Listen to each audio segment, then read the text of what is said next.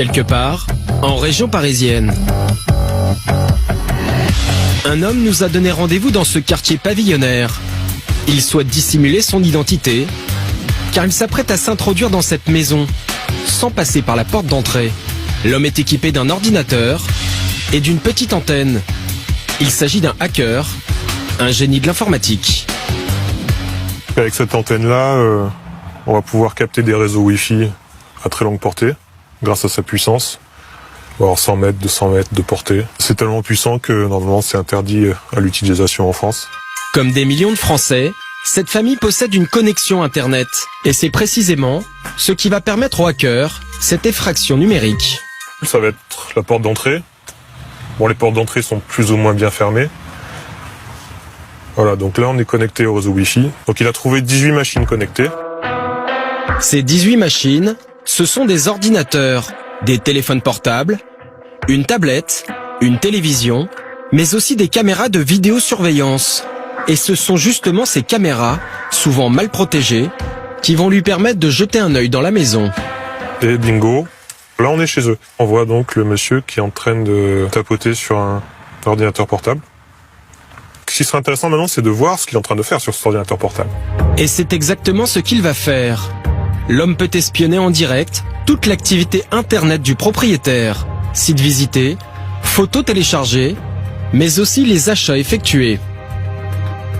Alors, par exemple, là on voit qu'il a cherché des chaussures. Alors, vu la taille, c'est forcément pour enfants. Donc ça veut dire qu'il a des enfants, et puis ça c'est pas des chaussures de filles. Donc il est un petit garçon. Petit à petit, le hacker réalise le portrait robot de la famille. Sur un autre ordinateur connecté, il découvre que quelqu'un est en train de consulter un site de recettes de cuisine. Il pourrait s'agir de la maman. Ça va commencer à être l'heure du dîner. Fromage parmesan sur salade. En quelques clics, le hacker s'est invité dans l'intimité de cette famille. À l'image, nous découvrons une femme et ses 2 enfants, un garçon et une fille. À distance, l'homme active le son grâce au micro d'un téléphone portable. Désormais, il entend tout. Tada, tu peux envoyer un texto à Clem là sur mon téléphone. Tu dis on peut partir. Les nouvelles technologies qui sont censées faciliter notre quotidien, ça rend notre vie privée quand même plus vulnérable, puisqu'un téléphone portable, ça a une caméra, ça a un micro, ça a un GPS.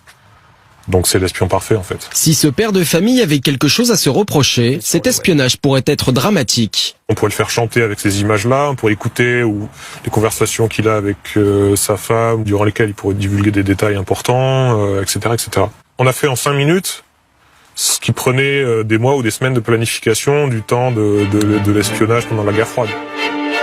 Pour cette intrusion dans la vie de cette maison, le hacker pourrait risquer jusqu'à 5 ans de prison.